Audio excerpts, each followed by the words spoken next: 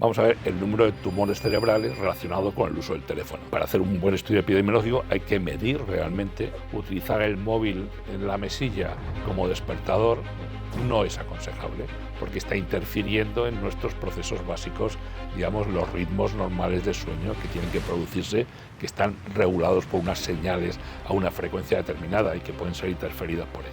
No utilices el teléfono móvil como despertador, aléjalo de tu sistema de dormir, apaga el wifi por la noche en tu casa, que no vas a usar para nada, digamos, intenta no exponerte. ¿Es posible que algunos campos electromagnéticos afecten a unas personas de una manera y a otras personas no les afecten tanto? Las alteraciones en el comportamiento del sueño en las personas que estaban próximas a la antena y que recibían más radiación era casi el doble de la gente que estaba en el grupo control. La pregunta es, ¿podemos vivir con radiaciones y tener salud a la vez? ¿Sabías que hay hábitos de tu vida diaria como usar el Bluetooth, dormir con el Wi-Fi encendido, con el móvil en la mesilla o incluso el uso de ciertos desodorantes o sartenes pueden empeorar gravemente tu salud? Conocer estos peligros y revertirlos depende solo de ti. Por eso hemos creado un curso online muy completo donde descubrirás por dónde vienen los principales riesgos electromagnéticos y químicos y cómo evitarlos. Expertos en salud y ciencia te enseñarán cómo protegerte de estos peligros minimizando sus efectos. Accede al curso exclusivo entrando en televisiónconsciente.com. Prueba gratis 7 días.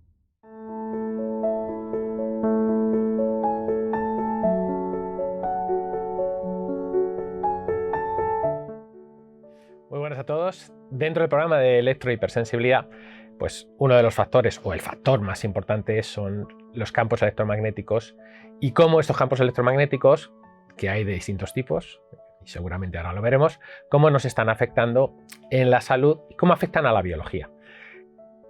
Oficialmente el impacto es muy bajo o negativo, pero la ciencia nos dice que esto no es exactamente así.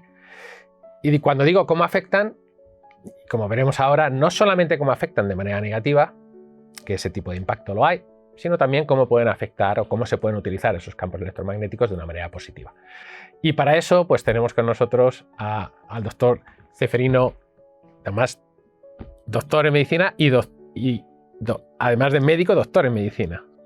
Esto es Ceferino Maestú, y él es doctor en medicina y cirugía por la Universidad de Alcalá y director del Laboratorio de Bioelectromagnetismo del Centro de Tecnología Biomédica de la Universidad Politécnica de Madrid, esto en España. Pues es un placer, muchísimas gracias por estar con nosotros y vamos directamente al lío. A entrar en este tema donde yo me callaré bastante porque aquí hay muchísimos años de experiencia y además mucho trabajo publicado. Y me encantaría hablar un poquito sobre esto, sobre el trabajo publicado y buscar la manera de aterrizarlo para que sea lo más eficaz posible para aquellas personas que nos están viendo. Pero bueno, empecemos por lo básico, ¿no?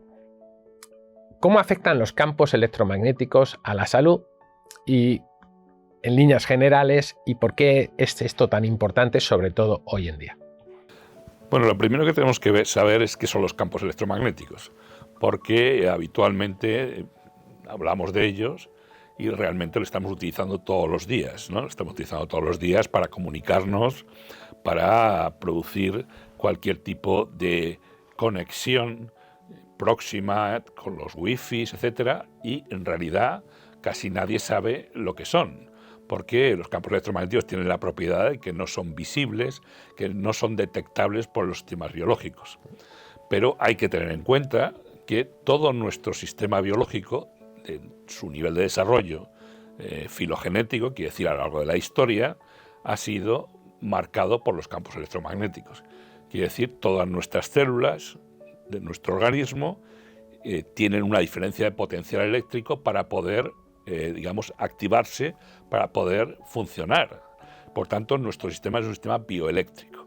Quiere decir que tenemos que respetar las propiedades que se han ido acumulando desde el punto de vista bioeléctrico para impedir que campos electromagnéticos artificiales que nos rodean puedan afectar a lo que ha sido el proceso de equilibrio natural en que se han desarrollado. Esto, claro, es difícil de evaluar porque hasta ahora, digamos, se han buscado exclusivamente los efectos que pueden ser perjudiciales. El problema es que son efectos agudos instantáneos, quiere decir, cuando yo expongo a algo, espero obtener un resultado. Y lo que sucede es que no conocemos los efectos a corto, medio, largo plazo que estas consecuencias, que estos efectos puedan producir en nuestro sistema biológico. Por lo tanto, la primera consideración que hay que hacer es que todos los campos electromagnéticos pueden afectar al sistema biológico si conocemos sus propiedades. Realmente las propiedades de esos campos electromagnéticos, que como se decía anteriormente, son diferentes y nos pueden afectar de forma diferente a diferentes estructuras de nuestro organismo, a nivel celular, a nivel molecular o a nivel de un sistema completo, o de un organismo completo o de un funcionamiento específico a nivel fisiológico.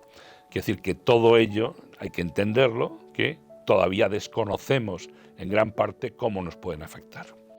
Entonces estaríamos hablando de que ya no solamente sería, claro, cuando hablamos de campos electromagnéticos estamos hablando de un espectro muy amplio, quizá podemos hablar un poco más de esto, y ya no solamente sería una cuestión de ver el efecto inmediato, agudo, sino el efecto sostenido y la combinación de distintos campos electromagnéticos. Es posible que algunos campos electromagnéticos afecten a unas personas de una manera y a otras personas no les afecten tanto, o eso tiene que ver con el tiempo. Si estamos muy expuestos durante horas o días, aunque a lo mejor no sean unas intensidades muy altas, ¿qué se conoce de todo esto? Esto es muy interesante porque en realidad no se puede decir que un campo electromagnético afecte más a una persona que a otra. Yo creo que hay que descender varios planos. Hay que descender a nivel celular. Quiere decir que determinados tipos de campos electromagnéticos afectan a unas estructuras y determinados tipos de campos electromagnéticos afectan a otras estructuras. Y esto, ¿por qué está regulado? Está regulado por varios parámetros. Parámetros que nosotros sabemos que son la intensidad. Debo decir que lo único regulatorio que hay en la normativa internacional hoy es la intensidad, quiere decir la cantidad de energía que tú depositas en el sistema a través del campo electromagnético. Pero no se tiene en cuenta, o se tiene muy poco en cuenta, el resto de los parámetros, como son la frecuencia, la longitud de onda, el tiempo de exposición, el tiempo de repetición, etc. Hay muchos parámetros que de forma diferencial van a afectar a cada una de las estructuras, incluso a nivel celular. Entonces habría que hablar mejor no de personas, sino de estructura de sistemas. Quiere decir, nuestros sistemas pueden verse afectados por estos parámetros de forma diferencial. Que haya una respuesta mayor de sensibilidad de unas personas con respecto a otras es posible, pero no estaría manifestando probablemente una respuesta de un sistema específico. Concretamente, por ejemplo, el más habitual, el sistema nervioso, que es el primero que nos avisa de las respuestas del medio que nos rodea. Pero yo insisto, es muy importante entender que estos parámetros de forma diferencial, digamos, afectan de forma diferente a cada una de las estructuras de nuestro organismo. Este es mi campo de trabajo fundamentalmente, ¿no? Lo que yo he investigado en mi laboratorio, digamos, a nivel celular, hemos visto que no hace falta grandes cantidades de energía para cambiar procesos. El proceso hay que entenderlo como que nuestras células se encuentran señalizadas y codificadas por determinados aspectos del campo. En realidad, el campo electromagnético lo que envía son códigos de información. Códigos de información que son interpretados por el sistema para producir determinadas respuestas a determinados efectos. Estos códigos de información son complejos, son desconocidos, no lo sabemos con precisión hoy, por lo tanto no se pueden regular porque no tenemos capacidad para regularlo hoy. Lo que tenemos que hacer es, digamos, estar dentro del paraguas, que lo que llamamos un sistema de precaución. Hasta que no conozcamos realmente las consecuencias desde el punto de vista de investigación, no deberíamos utilizarlo. Pero esto no ha sido así. La tecnología ha ido mucho más deprisa, se ha lanzado mucho antes de que conozcamos realmente estos procesos, ¿no? Bien, lo que normalmente, aquellos que somos más neófitos en el conocimiento de cómo afecta la biología, lo que nos dice oficialmente las distintas entidades que se encargan de regular, o los propios países o las propias compañías de telefonía, lo que nos dicen es que este tipo de campos electromagnéticos generados, por ejemplo, por las antenas, nuestros teléfonos móviles, el Bluetooth, todas estas tecnologías que cada vez están más en todas partes y que además va a seguir creciendo porque se trata de que cada aparato, dispositivo que tengamos en casa o en el coche, donde sea, esté conectado no solamente con la red, sino conectado con los demás dispositivos, ¿no? Es el Internet de las cosas. Bueno, lo que nos dicen es que hay dos tipos de radiación, ¿no? Hay radiación ionizante, y a lo mejor podemos explicar un poco qué es esto, y como esto no es radiación ionizante y la energía no se me calienta mucho la piel, pues como no se me calienta mucho la piel, dentro de esas intensidades estamos en zona de seguridad. Esto es lo que a todos nos cuentan y se repite como un mantra, ¿no? Pero vemos, por ejemplo, algunas sesiones que se han hecho en el Senado, en Estados Unidos, donde les han preguntado a estas personas personas que están al frente de la industria, ¿no? Si han estudiado el impacto que tiene, por ejemplo, el 5G, que ahora pues, se oye mucho, y próximamente el 6G, se les han preguntado si se ha estudiado eso, y lo que dicen es que no se ha estudiado, más allá de la intensidad y lo que puede calentar la piel, ¿no? ¿Por qué es esto tan importante? Quizá desde ahí podemos aterrizar a cómo influye en la célula, en qué le afecta a una célula, por ejemplo. Vamos a ver, cuando había pocos sistemas de medida, tuvimos que buscar un procedimiento de identificación de estas radiaciones por la cantidad de energía depositada. Y por eso dividimos el espectro radioeléctrico en lo que llamamos radiaciones ionizantes y no ionizantes. Ionizantes quiere decir que tenía energía suficiente para romper los enlaces covalentes de las moléculas y por tanto producir un efecto, digamos, degenerativo, teratogénico, cancerígeno, etcétera, directamente por exposición. ¿Qué tipo de radiaciones son estas? Pues son radiaciones producidas, por ejemplo, por la radiación de, por ejemplo, en eventos radiantes como el radio, como, digamos, los sistemas de alta energía, los rayos gamma, los rayos X. Todos esos son sistemas que depositan mucha energía. Las radiografías o mamografías que nos hacemos, por ejemplo. Todos esos sistemas depositan mucha energía que son susceptibles de producir rotura de enlaces. Y entonces ahí estamos hablando de un efecto directo de enlaces. Pero esto, digamos, se consideró como que era el único elemento peligroso, entre comillas, para la salud, ¿no?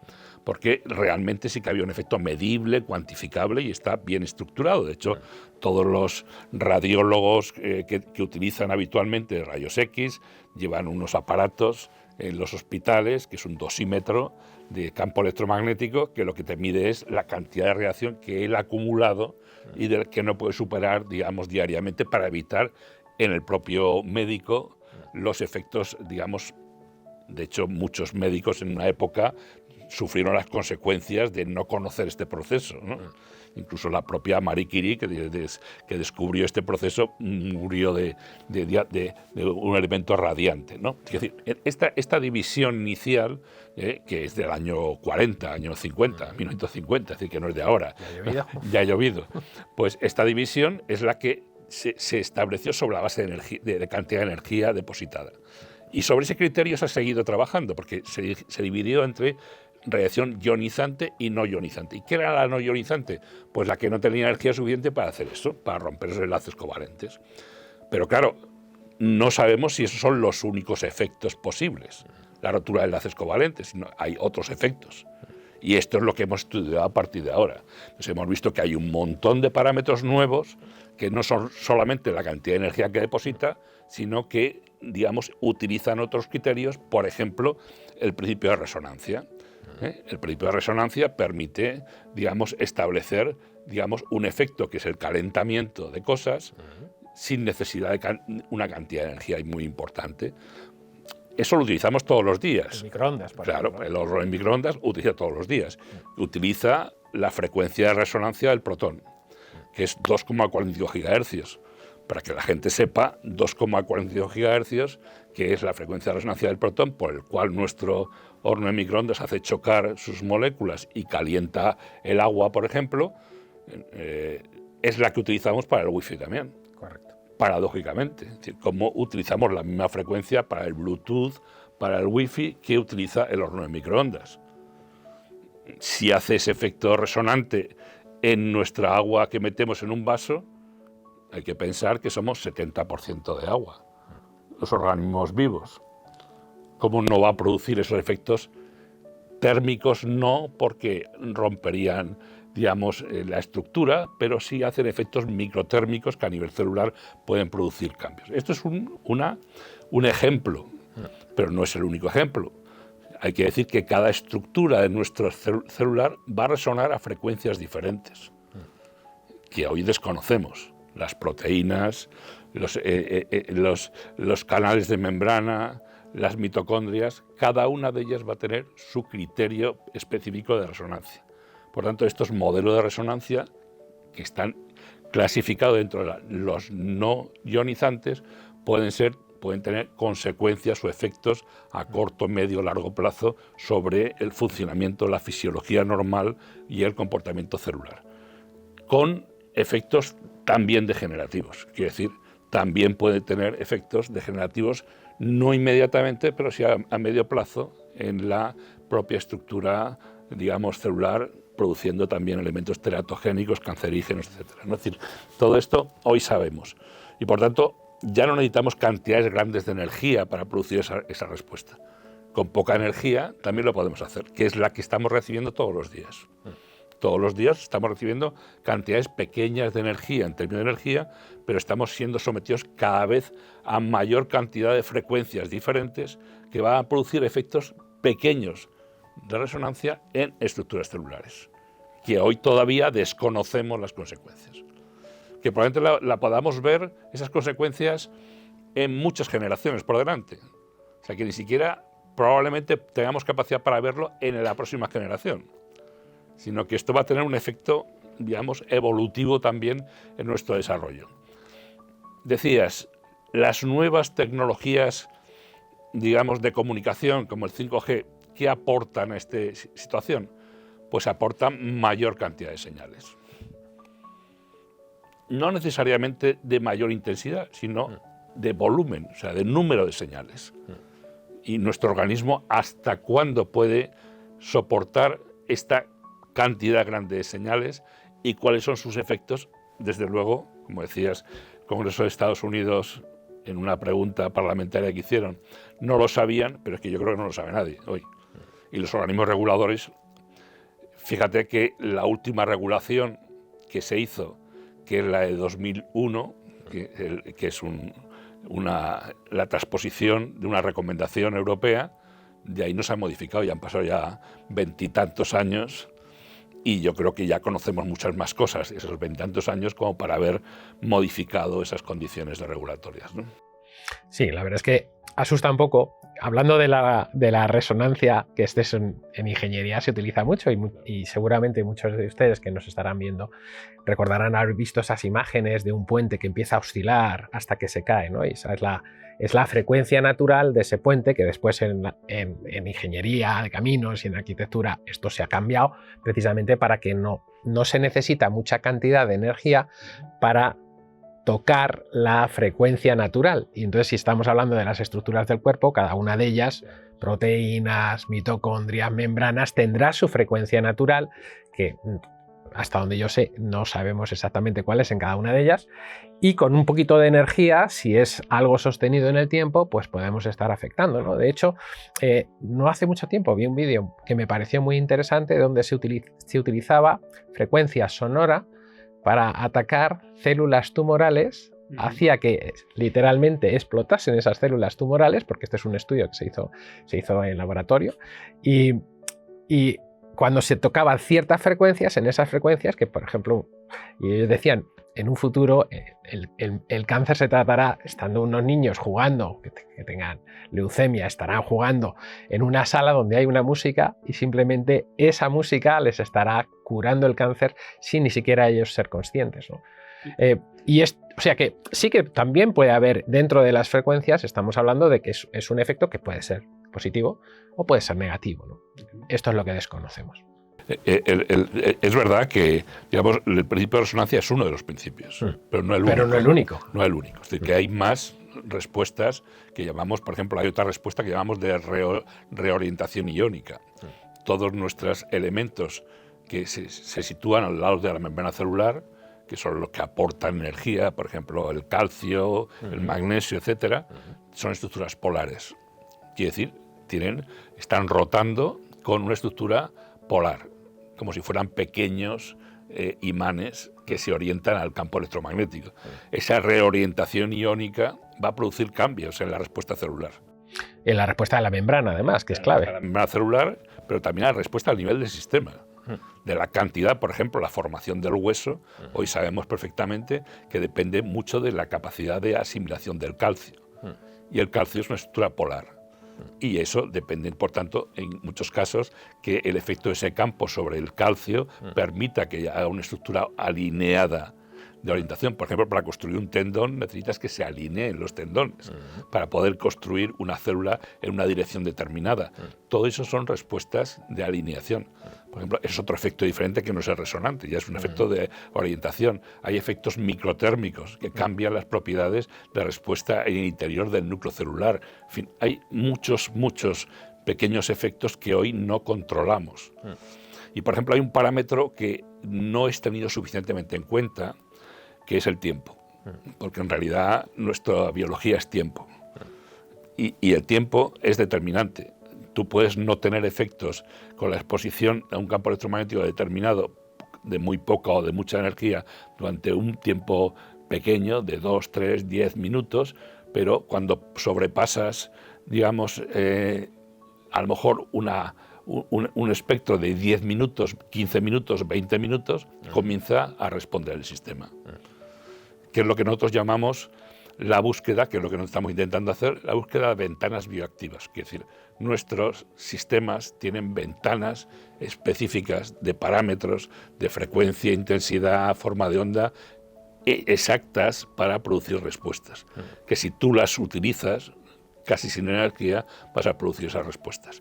Y eso tiene que ver también con el tiempo. Y el tiempo es muy, muy importante y no se tiene en cuenta habitualmente. En las normativas nadie habla del tiempo de exposición.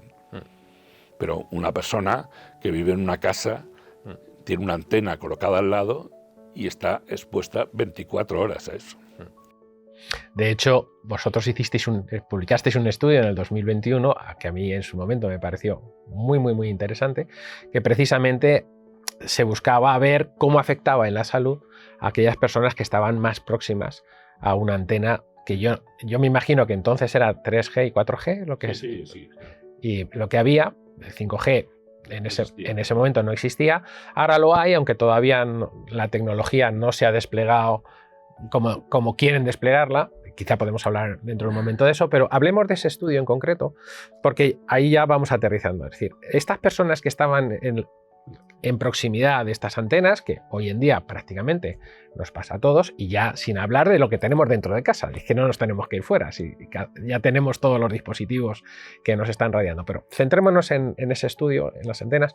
¿Qué es lo que se estudió en las personas? ¿Qué patologías son las que se daban? O por lo menos se podía intuir que a mayor cercanía de la antena había más patología, ¿no? Nosotros hicimos ese estudio hace ya 3 años en Vallecas, en una colonia de Vallecas que vive bastante gente. Esto es en la Comunidad de Madrid, en España. Que está próxima a la carretera de Valencia y que tiene la característica de que tiene 2 torres en los extremos donde están situadas muchas antenas que dan servicio a todo lo que es la M30, M40 en Madrid, etcétera, ¿no? Y por tanto es un núcleo, y dentro viven mucha gente, casi 20.000 personas, ¿no? Es decir, que mucha gente vive dentro. Hasta ahora hay que entender que los estudios, digamos, para estudiar los efectos del campo electromagnéticos tienen diferentes escalas. Tiene una escala molecular, que se ha hecho muy poco, tiene una escala celular, que se ha hecho, según mi opinión, poco también, tiene una escala sistémica de un sistema cardiológico, etcétera, nervioso, que se ha hecho algún estudio, pero poco, y la que más se ha utilizado como criterio normativo es el nivel epidemiológico. Entonces, quiere decir, los estudios epidemiológicos que se han utilizado siempre se han utilizado sobre la base de encuestas. Es decir, vamos a encuestar, por ejemplo, vamos a ver el número de tumores cerebrales relacionado con el uso del teléfono.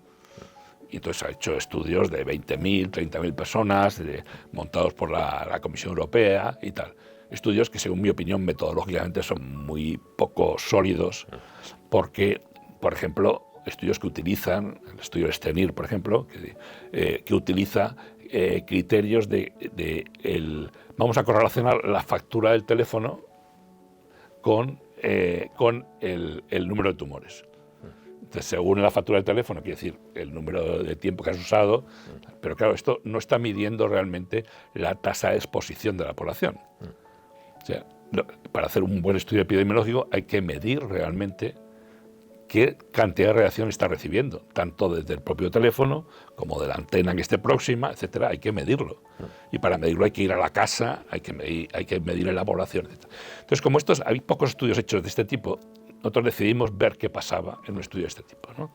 Entonces fuimos y utilizamos las 2 antenas que estaban en los extremos en Vallecas y hicimos círculos concéntricos de 50 metros alrededor de la antena. Entonces comparamos las personas que vivían a esa distancia, 50-100 metros primero, con un grupo alejado que llamamos grupo control.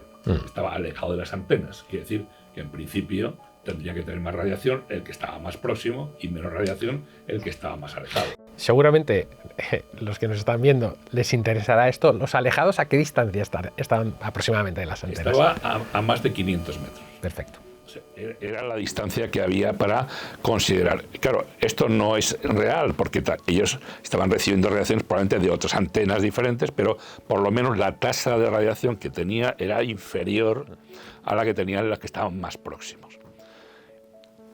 Y entonces, ¿qué hicimos? Medir primero en la calle. Es decir, hicimos un mapeo de la calle, hicimos casi 200 medidas en la calle alrededor de esas antenas, en la zona control próxima, y luego medimos dentro de las casas. Eran torres de 14 pisos y medimos a diferentes alturas, ¿no? A diferentes alturas, cada vez más próximo a la antena, lógicamente, ¿no? Para ver realmente dentro de las casas qué cantidad de radiación recibían real de esa antena. Y otro tema muy importante es cómo se midió. Se midió a través de un aparato que se llama analizador de espectro. Quiere decir, no es un aparato de medida que suma todas las radiaciones, porque los aparatos que habitualmente se utilizan muchas veces es un aparato que lo que hace es sumar todas las radiaciones y hacer un promedio, y con ese promedio establece, una curva media en el tiempo. Estos serían los aparatos que podemos comprar, por ejemplo, por Internet. Que habitualmente son aparatos no profesionales, pero son aparatos que promedian la señal y que te está diciendo que si tú tienes 10 y tienes 0, tienes 5. Esto no es real, porque tienes 10 y tienes 0. Lo del 5 no existe. Es decir, y esto es algo que sucede habitualmente en muchos aparatos que venden en Internet y tal, que la gente se puede comprar de forma barata. Pero nosotros no utilizamos ese criterio. Nosotros utilizamos un criterio con un aparato que se llama analizador de espectro. Quiere decir, un analizador de espectro te permite identificar cada una de las señales con su energía correspondiente en el tiempo. Quiere decir, nosotros podemos saber, el nombre y apellidos, para hablar de alguna manera, de cada antena por su frecuencia. Y podemos saber cuál es y de qué manera se está comportando. Entonces utilizamos ese aparato de analizador de espectro en todas las medidas que hicimos, en todas las alturas, en todas las situaciones. Y hicimos, a 50, a 100 metros y un grupo control alejado. Y lo correlacionamos con una encuesta de salud. Pues claro, queríamos saber si esas diferencias de radiación que estaban recibiendo las personas que allí vivían correlacionaban de alguna manera con sus parámetros de salud. Entonces, con una encuesta de salud baremada, y fuimos preguntando cuál es... la encuesta de salud la hicimos previa a las medidas. Esto lo quiero señalar porque es muy importante.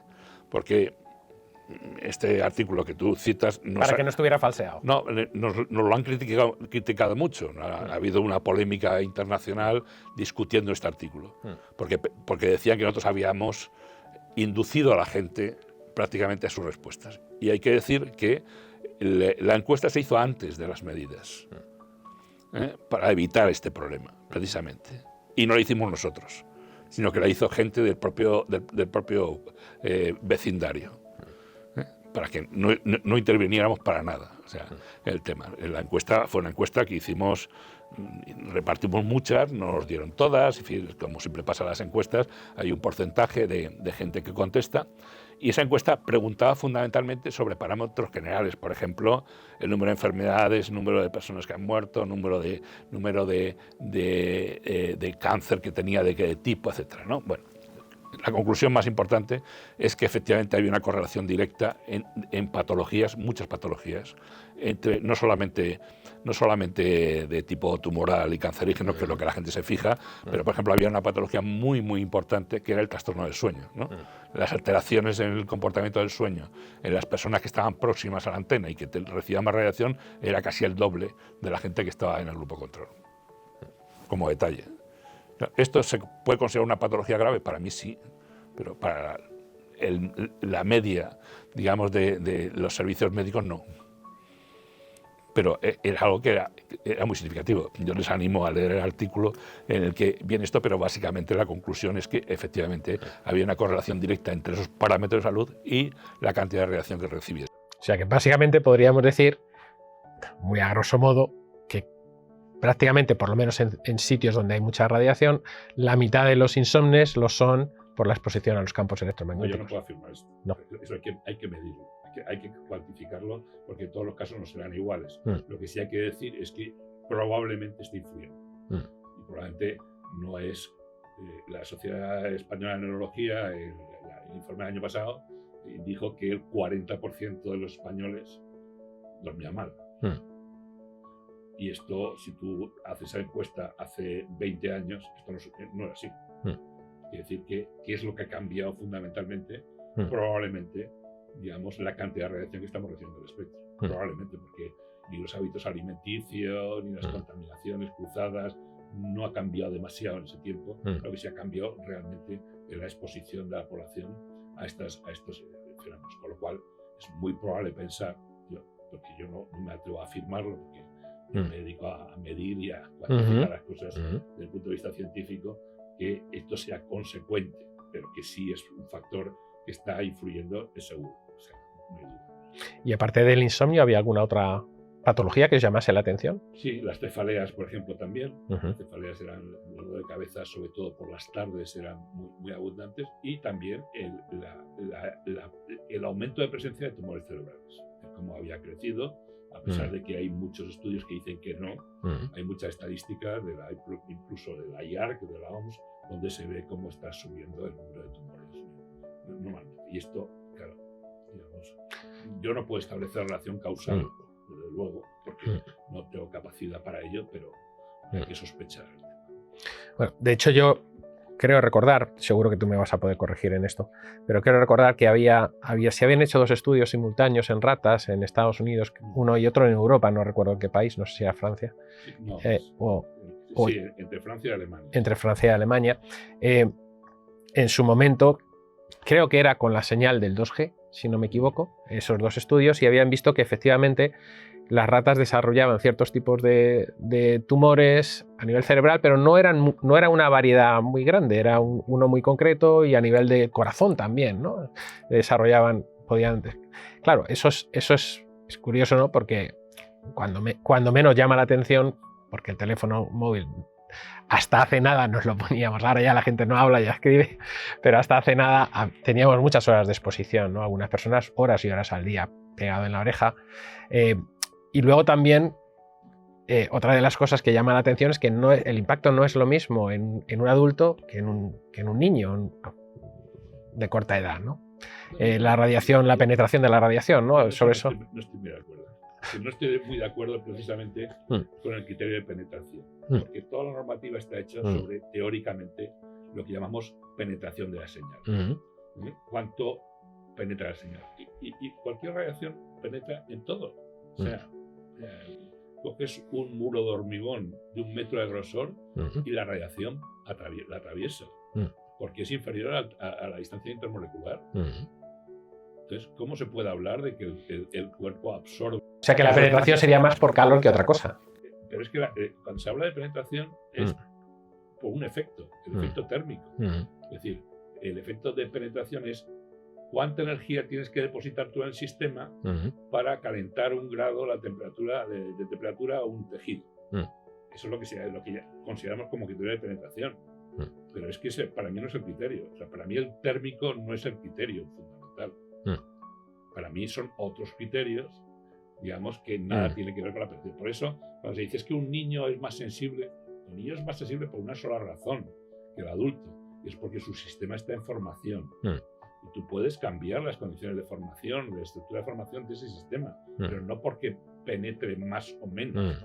Hay muchas imágenes que se pueden ver por internet, como le ponen un teléfono móvil y la cantidad de expansión, pero eso está hecho sobre una base térmica. Es base térmica. Una base térmica. Y yo discuto esa base térmica.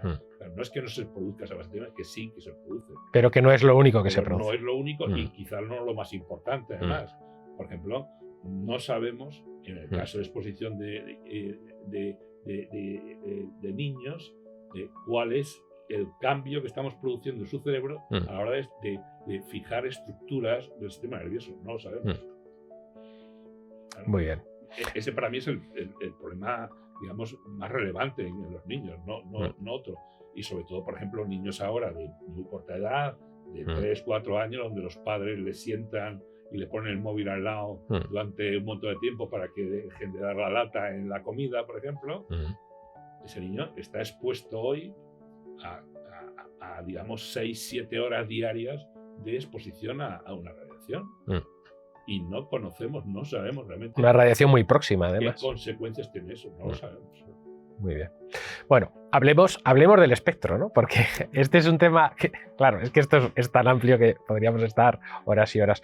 Pero dentro del espectro, yo creo que la mayoría de nosotros estamos muy centrados en, o por lo menos lo que más se escucha es el 5G, el 6G, las nuevas generaciones de telefonía y eso. Y ahí estamos hablando de microondas, que es, para transmitir más información se necesita una onda cada vez más corta, es decir, la longitud de onda cada vez más corta, y la sensación que tenemos todos es que cuanto más corta la onda y más intensidad, menos penetración, y por tanto necesitamos más antenas. Esto es un poco lo que hemos oído, pero luego por otra parte algunos estamos indagando ahí en los campos electromagnéticos o las ondas de muy baja frecuencia o de extremadamente baja frecuencia. ¿Qué diferencia hay entre esas dos cosas y por qué son importantes estas segundas que he comentado, de las que no se habla tanto? Bueno, lo que sabemos hoy de nuestro sistema biológico es que nuestro sistema biológico utiliza frecuencias muy bajas y extremadamente bajas. Y cuando digo extremadamente bajas, está entre 0 y 300 Hz. O sea, nuestro cerebro, nuestro sistema nervioso, el funcionamiento de nuestras células no utiliza frecuencias muy elevadas. Ahí estaríamos hablando, para aquellos que nos están viendo, estaríamos hablando de unas longitudes de onda de kilómetros. De kilómetros, pero de miles de kilómetros. Pero eso se ha producido de forma acumulativa a lo largo de la evolución. Y está regulado por los sistemas que tiene el globo terrestre. Tiene sistemas que organizan, son osciladores generales que organizan, digamos, nuestras estructuras biológicas.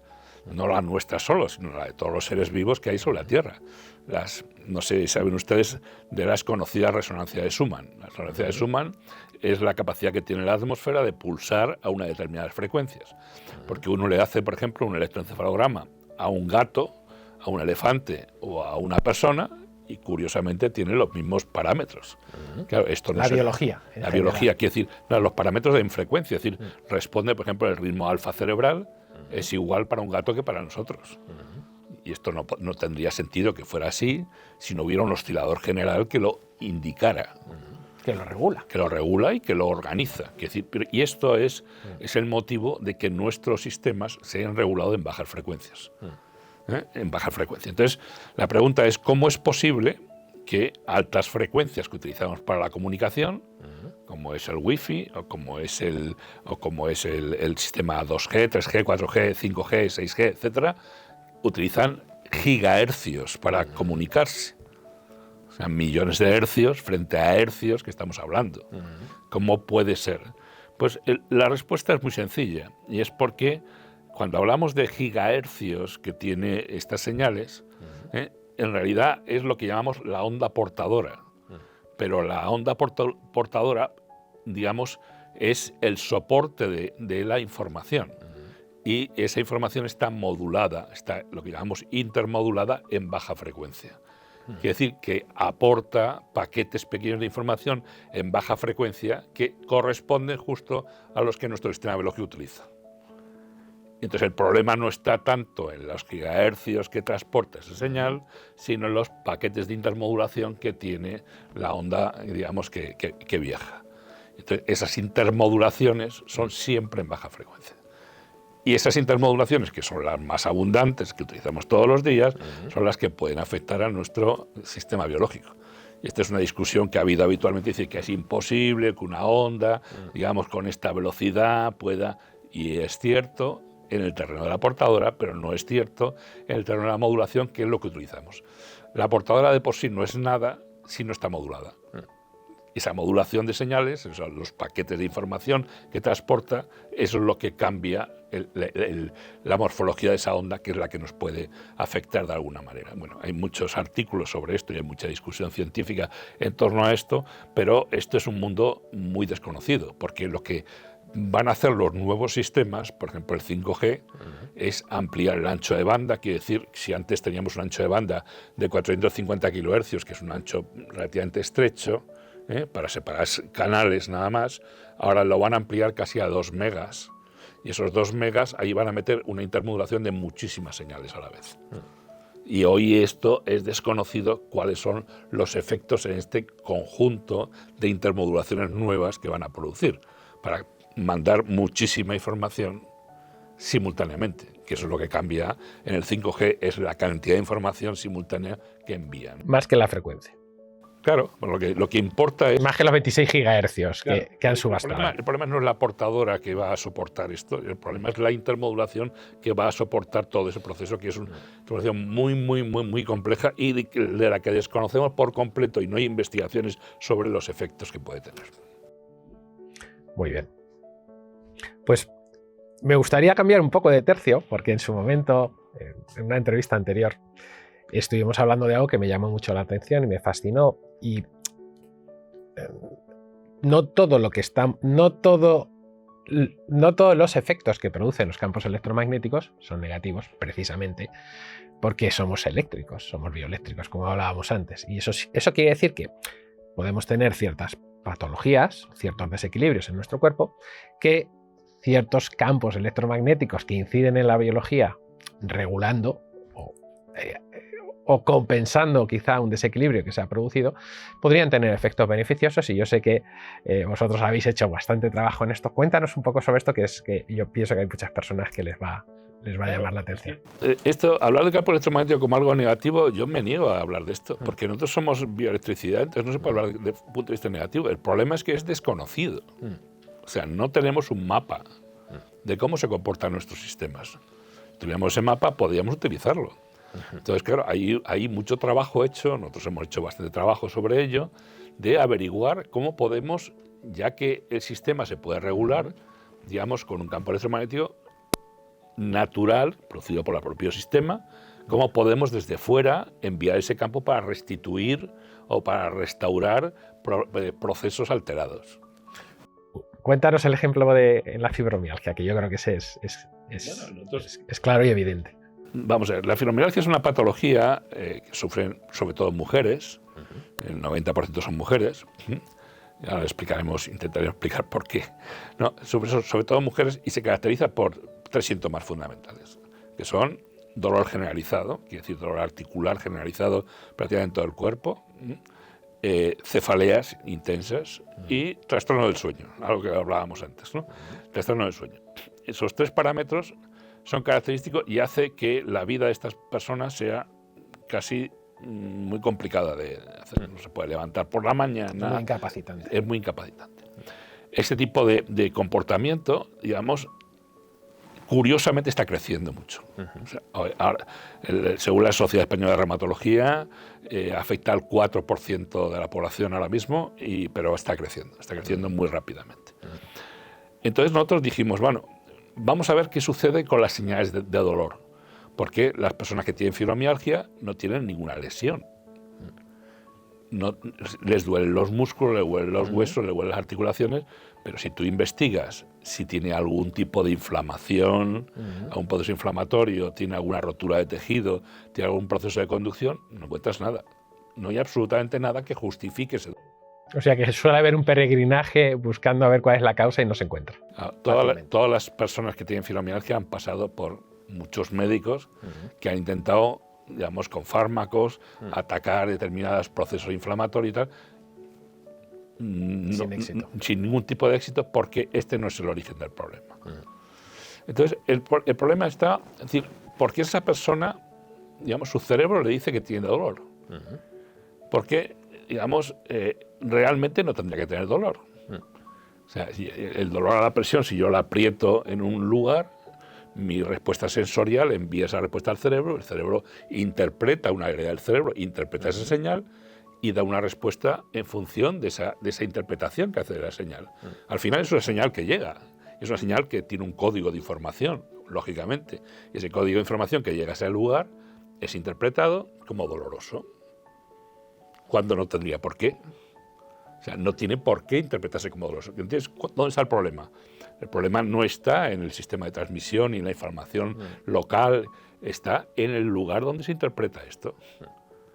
Quiere decir, la señal que está recibiendo es mal interpretada. Entonces dijimos, si esto lo sabemos, que esto está sucediendo, y es diferente cómo interpretan esas señales las personas que tienen fibromialgia de las que no lo tienen, y eso hicimos un estudio con resonancia magnética donde vimos precisamente que no tenían el mismo procesamiento, dijimos, bueno, vamos a ver si podemos conocer esa señal y podemos cambiarla desde fuera. Es decir, podemos hacer un sistema de aplicación que con un pequeño campo electromagnético podamos cambiar esa señal.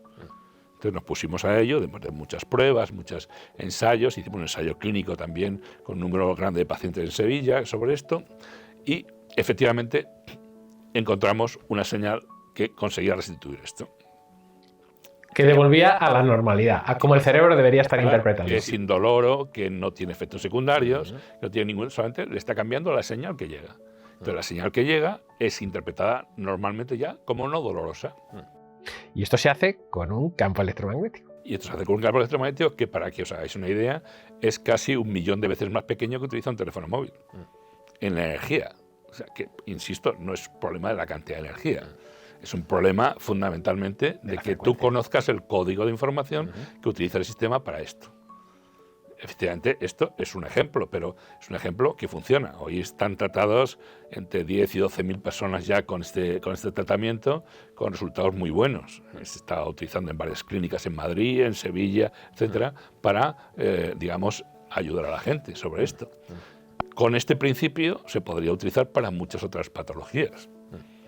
Pues prácticamente para todas, si somos bioeléctricos. Podríamos utilizarlo conociendo bien el problema, pero bueno, esto es un ejemplo de cómo en un proceso complejo como es el dolor, que lo único que sabemos del dolor es anestesiarlo, es bloquearlo, los receptores, no sabemos más, pero digamos, si somos capaces de modularlo, que es como nosotros llamamos este proceso, neuromodular la señal, podemos cambiar las condiciones en que se produce la respuesta sistémica.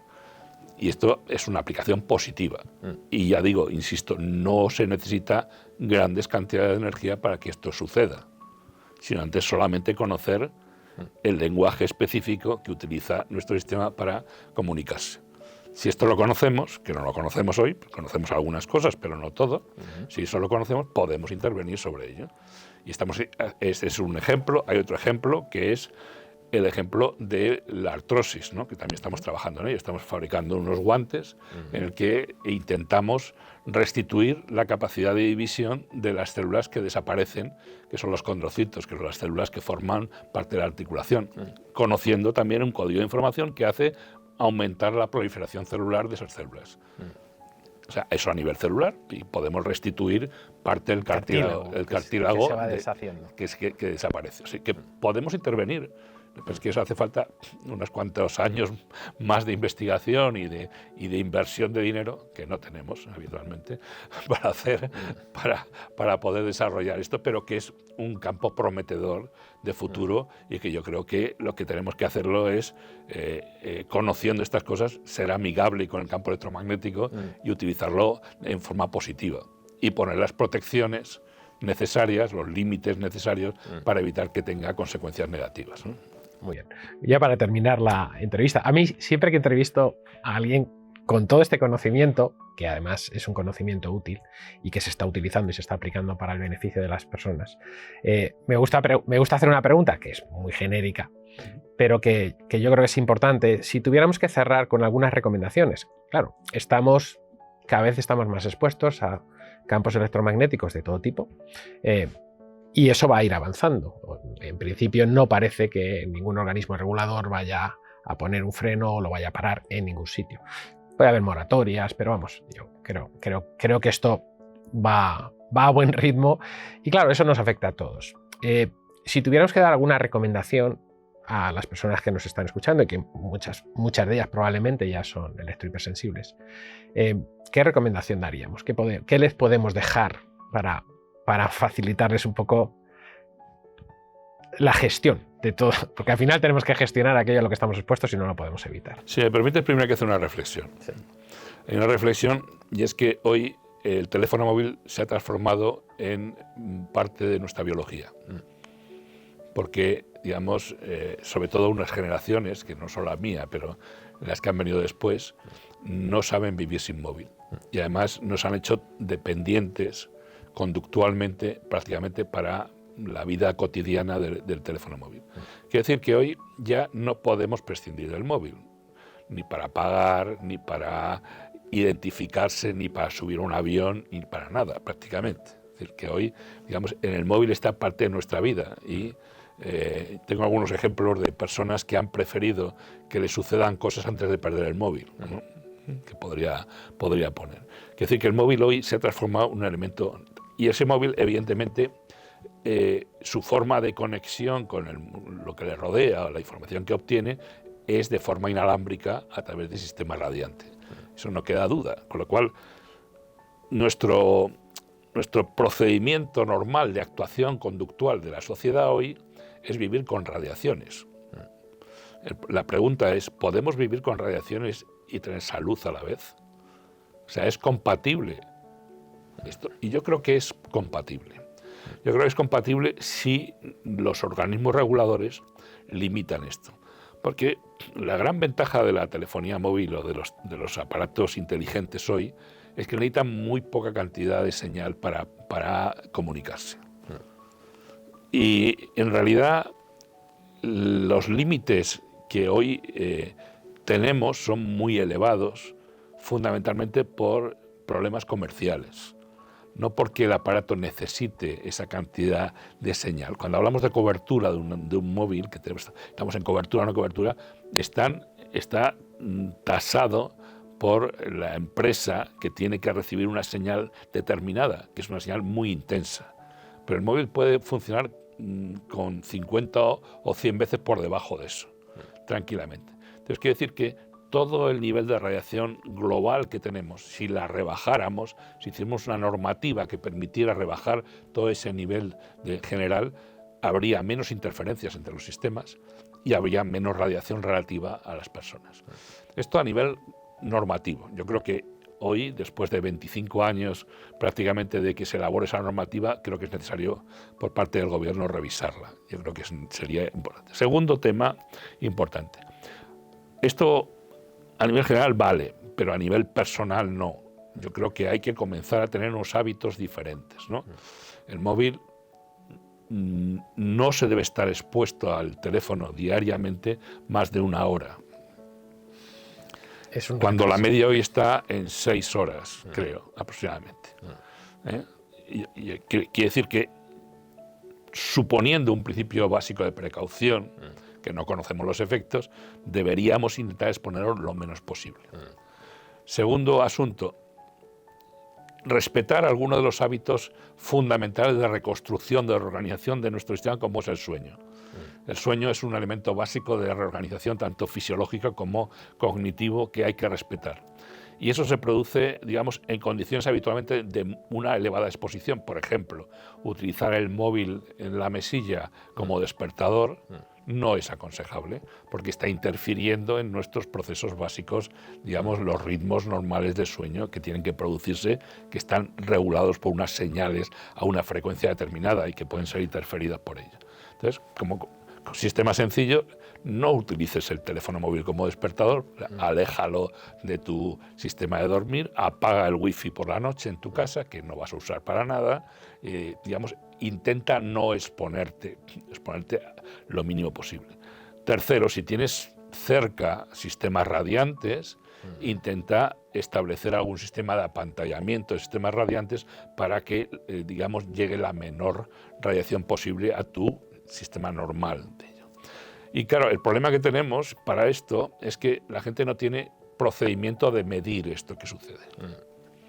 Porque no tenemos elementos receptores del campo electromagnético. Nuestro único receptor del campo electromagnético es el ojo. El ojo es un transductor de campo electromagnético. La luz visible es una forma de campo electromagnético que tenemos un traductor que es nuestro ojo. Pero del resto de radiaciones no tenemos capacidad de saber si están o no están. Por lo tanto, no hay instrumentos para ello. Como sabes, creo que lo comentamos también la otra vez, nosotros hemos desarrollado un aparatito para, digamos, hacer dosimetría, que sería muy bueno que la gente tuviera en casa y que incluso se incorporara dentro de la construcción de edificios, ¿no? Para que apareciera como un estándar también, para que todo el edificio, toda la vivienda, digamos, todo nuestro trabajo no superara determinado nivel de radiación. Sobre todo en los trabajos, ¿no? En los trabajos hay un volumen de elementos radiantes muy elevado al que la persona está expuesta durante muchas horas. Insistía antes que el tiempo es determinante para ver la respuesta y el tiempo de exposición, digamos, continuo y todos los días de una persona en un trabajo es lesivo. Entonces creo que esto deberíamos controlar. Quiero decir que teniendo determinados hábitos de higiene con el uso de la telefonía móvil se puede reducir un porcentaje muy elevado de respuestas negativas. Muy bien. Pues muchísimas gracias, Ceferino. Es un placer, como siempre. Podríamos estar hablando horas y a mí me encantaría.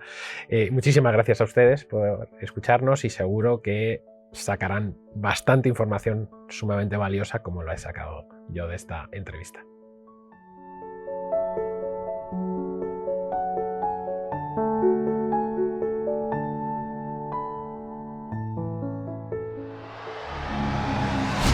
¿Sabías que hay hábitos de tu vida diaria como usar el Bluetooth, dormir con el Wi-Fi encendido, con el móvil en la mesilla o incluso el uso de ciertos desodorantes o sartenes pueden empeorar gravemente tu salud? Conocer estos peligros y revertirlos depende solo de ti. Por eso hemos creado un curso online muy completo donde descubrirás por dónde vienen los principales riesgos electromagnéticos y químicos y cómo evitarlos. Expertos en salud y ciencia te enseñarán cómo protegerte de estos peligros minimizando sus efectos. Accede al curso exclusivo entrando en televisiónconsciente.com. Prueba gratis 7 días.